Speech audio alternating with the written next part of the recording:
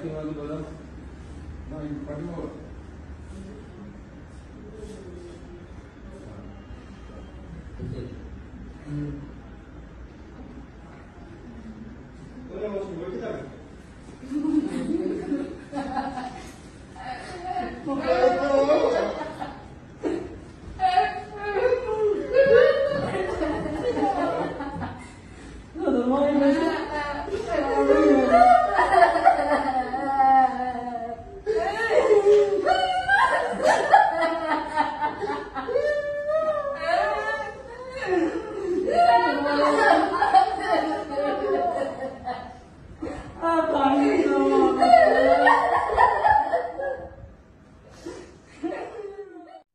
सन 2017 बीड जिल्ह्यातील एका साध्या कुटुंबातील 16 वर्षाचा मुलगा अचानक घराबाहेर पडला.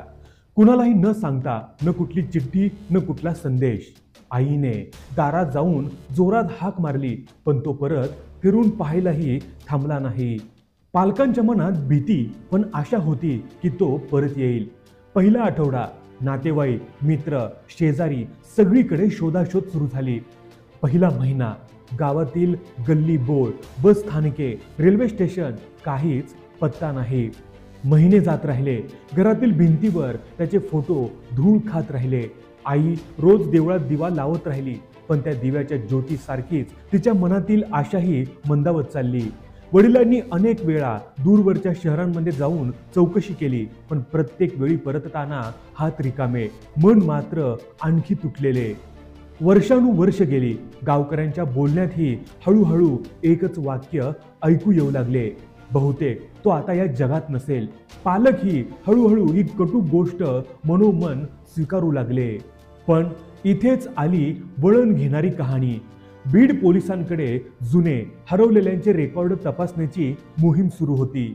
एका पोलीस अधिकाऱ्याने या मुलाचा फोटो, त्याचं वय आणि इतर तपशील घेऊन पुन्हा शोध सुरू केला.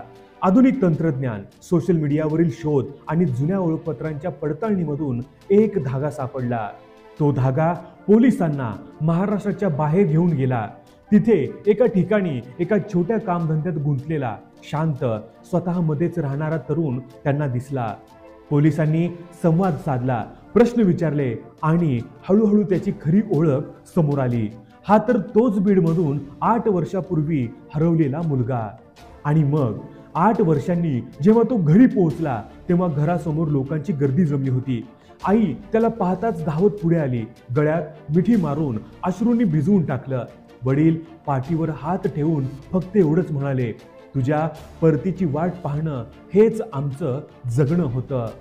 त्या क्षणी घराच्या 4 भिंतींमध्ये फक्त एकच भावना भरून राहिली, आपलं लेकरू परत आलं. मित्रांनो, या व्हिडिओबद्दल तुमचं मत काय आहे हे आम्हाला कमेंट करून जरूर कळवा.